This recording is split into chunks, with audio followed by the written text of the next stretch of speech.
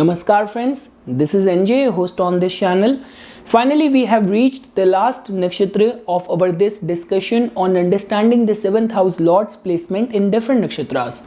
So in this video, we will try to understand what kind of distinctive personality traits you can find in your partner, what could be the theme of your matrimonial life if your 7th house lord is going to be placed in the nakshatra number 27, which is the Revati nakshatra.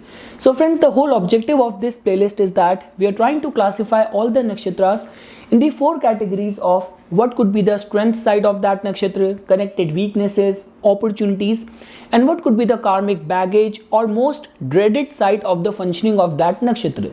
Because at the end of the day, it's your 7th house lord's innate nature blended with the pulse, the innate qualities of the nakshatra only, which is going to bring out the flavors of your matrimonial life.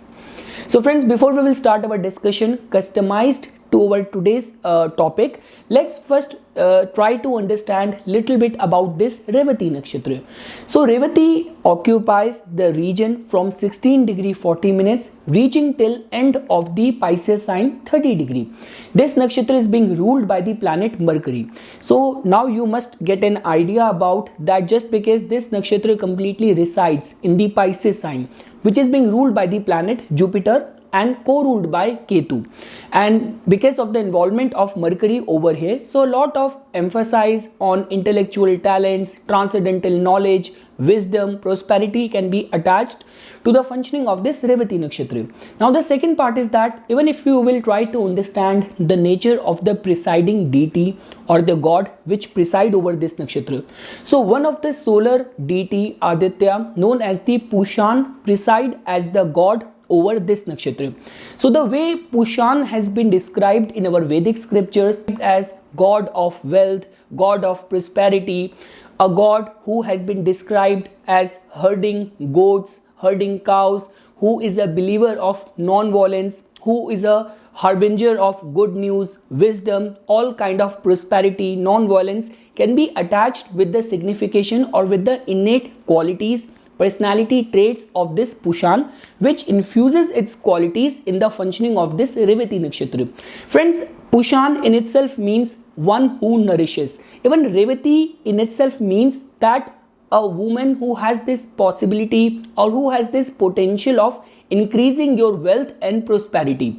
Like even if you will try to understand it from our holy scriptures, so Lord Krishna's elder brother Balram's wife's name was Revati. So this is how you can understand the basic signification of this nakshatra.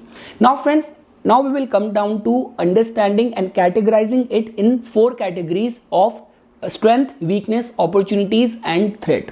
So starting with the strength side. So trust me, this nakshatra possesses all the good qualities which can be found in the world in the form of, now if you will try to understand it from the personality traits perspective, so the energies of this nakshatra could make someone very compassionate, very helpful, very charitable, a believer having a strong faith and belief in divinity, in any form of spiritual principles, religious austerities, and at the same time these people tend to remain very good team player. They have got a very trustable personality, and just because of their own helpful nature, even at the most difficult times of their life, they get the due support from other people as well. Now friends, when we talk about the wealth aspect, so that tend to remain very strong over here in the Revati nakshatra. And apart from that, even when we talk about the civility aspect, because you will not find any kind of roughness, rawness, chaos, some kind of unpredictability attached to the functioning of this nakshatra. This nakshatra in itself represents the end of the zodiac belt, that too in the deepest of the water of the Pisces sign. So because of which there is a lot of transcendental potential inherent over here. And the good part here is that if you are heading towards a partner where you are seeking purity, where you are seeking 100% devotion, surrender, compassion, because friends, it all comes down to individual.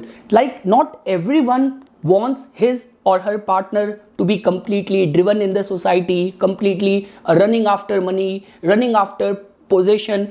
There are those people who have a very secured and safe life. They just want a loving partner. They just want to have a secured life. In the evening, take out time to go out on long walks to beach, holding hands with your partner, and spend your life with completely madly in love with each other. So if your objective, your expectations from life and from your matrimonial life is something like that, where you do not want any form of cunningness, any sort of treachery, so trust me, the energies and the qualities of Revati can actually bless you with a very pure, very unconditionally devoted partner. So that is how you can see the strength side of the functioning of this nakshatra. So friends, in short, what is going to happen is that no matter whichsoever planet is going to be your 7th house lord, if that planet is going to be present in this Revati nakshatra, that planet can actually manifest or function in a very pure, in a very unconditional, in a very blessed way, in a very benevolent way. So that kind of functioning ground Revati can offer to any planet. And the good part here is that, like the way we say that in the Pisces sign, Mercury goes through debilitation. So friends, even if your 7th house lord is going to be planet Mercury, so Mercury, which passes through its deep debilitation degrees before Revati, and the good part here is that Mercury by itself rule this nakshatra. So now what is going to happen is that the energies of this nakshatra is going to bring out the profound thinking of Mercury, because otherwise whenever we talk about the functioning of Mercury, there is always this fear of missing out on details, using excessive practicality, using excessive of rationality. But when we talk about the functioning of Mercury in the Revati nakshatra, so not only it is going to make native a very profound thinker, but at the same time little bit empathizing as well. So that is how, friends, you can see energies reverberating in this Revati nakshatra.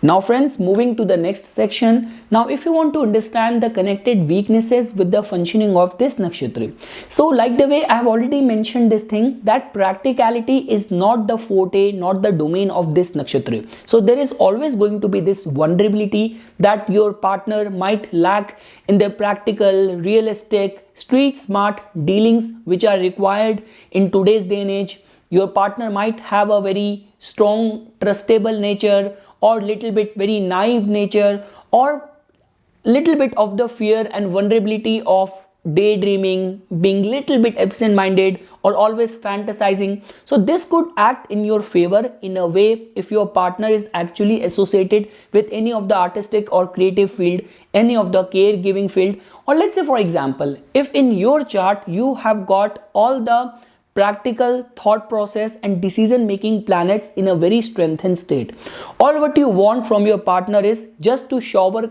compassion and love to you. So in those kind of circumstances and scenarios, even the weaknesses could act in your favor. That is how you can see or connect the weaknesses of this nakshatra.